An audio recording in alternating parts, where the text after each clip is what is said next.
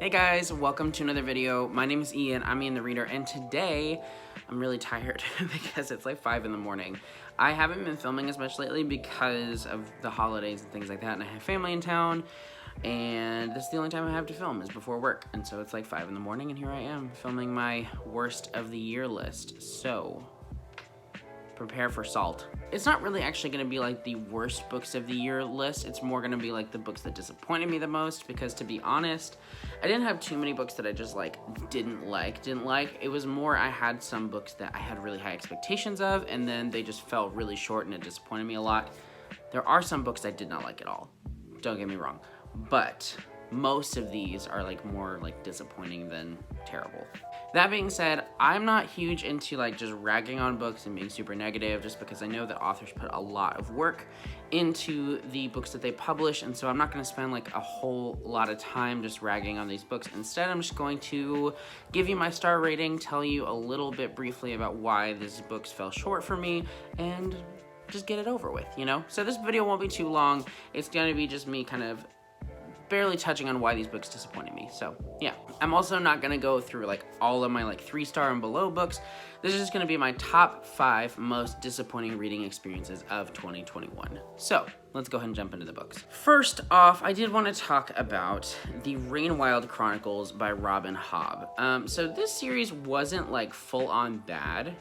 It was more that all of the other Realm of the Elderlings books are so good. Like literally almost every other book by her I gave like 4.5 stars or higher, honestly, from the Realm of the Elderling series. And then like I don't know what happened with the Rainwild Chronicles, to be honest, because you've got the first trilogy, the Farseer trilogy is amazing, then the Live Ship Traders is amazing, and then the Tawnyman trilogy is amazing, and then the Rainwild Chronicles happens, and I was just like honestly baffled at how much less enjoyable this series was as compared to all of the others. And I knew going in that it wasn't going to be as good because I'd seen a lot of reviews, but it's different to hear about it than it is to experience it. And to be honest, the Rainwild Chronicles was an experience.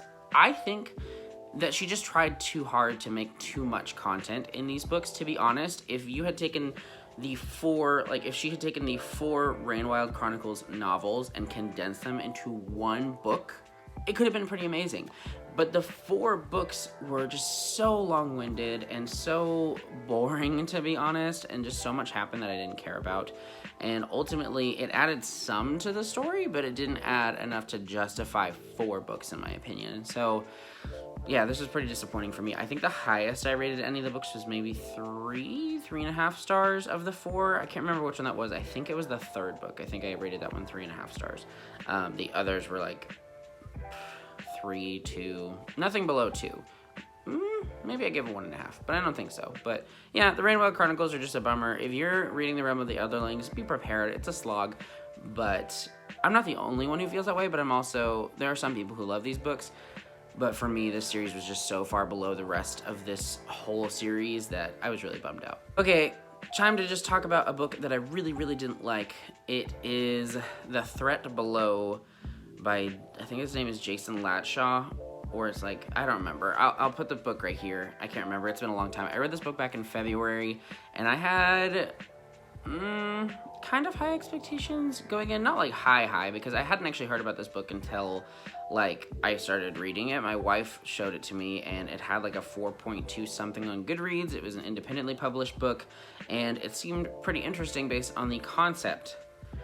And then I read it, and I'm not going to spend a lot of time talking about how much I didn't like this book, even though I could, because it's an independently published book, and you know what? It has like a 4.2, so maybe you'll love it, because a lot of other people did. But for me, this was a 1 star, like full on 1 star.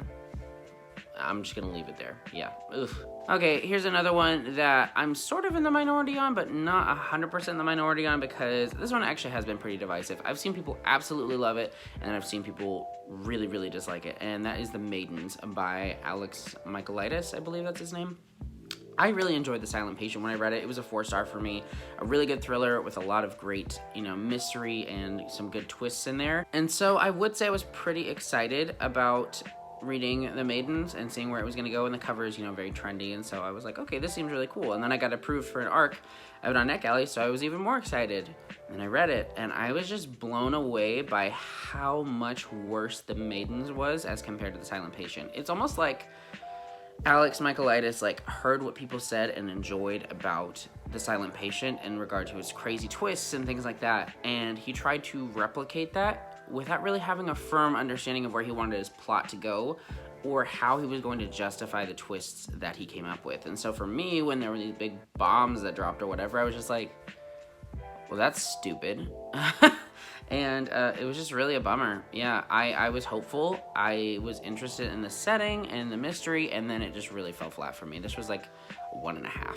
So, oh well. The next book I wanted to discuss is Empire of the Vampire by Jay Kristoff. Now, this was my first Jay Kristoff book, and I've heard a lot of really good things about Jay Kristoff's books. He has written the Nevernight trilogy, and he co-wrote the Illuminae Files or something like that with Amy Kaufman, and I've heard some spectacular things about those books. And then Empire of the Vampire was coming out earlier this year, and it was getting some crazy good reviews as well. So it's like, oh my gosh, let's make this the first Jay Kristoff book I read. I think it's going to be amazing.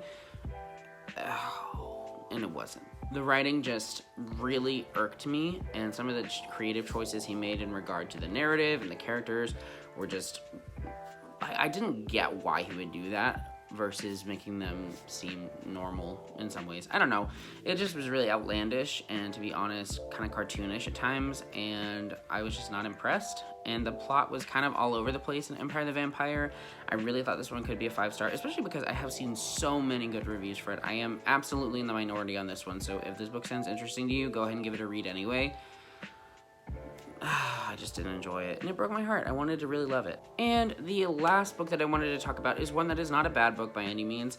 It was just kind of an eye-opening book because it has made me realize that this author maybe just is not for me, because I have now read numerous books by this author, and I thought for sure if I was going to absolutely love one of her books, it was going to be this one, and that is Ninth House by Leigh Bardugo. I had high expectations going into this one. I've seen so many good reviews for it, and people who normally don't give higher reviews necessarily had given it like 4.5 stars, and so I was like, okay, this is gonna be really good, and I was really hopeful, and the concept seemed great, and things like that. And then I was let down again. So it was kind of a bummer, honestly. So with this book, the things that I didn't like about it were, one, that it felt like I was trying too hard to be kind of like quirky. Like, the two main characters' names are Galaxy and Darlington. Like, that's not relatable. And then in addition to that, it tries to balance being a fantasy with being like a mystery thriller. And for me, I feel like it wasn't quite ever sure which one it was trying to do more. And so it was just kind of confusing, and I didn't feel like it did a spectacular job of either genres. I felt like it was just kind of being pulled in too many different directions, and it didn't feel strong in any of it. And so for me, it was just... This one was, like, honestly my most disappointing read of the year, because the other ones maybe I had expectations of or I was hopeful about, but those expectations at the very least were, like, contained within this year. Like, I heard about them this year, and then I read them this year. Ninth House I've been looking forward to reading for about 2 years. It has been on my TBRs for a while. I've been really wanting to get to it. I've had it for over a year on my shelf, and then I finally read it, and it bummed me out, so... But that's it. Those are my most disappointing reads of 2021. I hope that your year of reading was not super disappointing. I would say mine wasn't. Like, to be honest, I've read like 115 books-ish, and I didn't have a hard time coming up with my like 5 most disappointing reads, because overall I enjoyed what I read. Either, you know, casually enjoyed it or I really enjoyed it. And so this really is like the most disappointing, and really mostly only the disappointing reads. I'd say there's probably 3 or 4 other books that I read that I was like let down by in one way or another.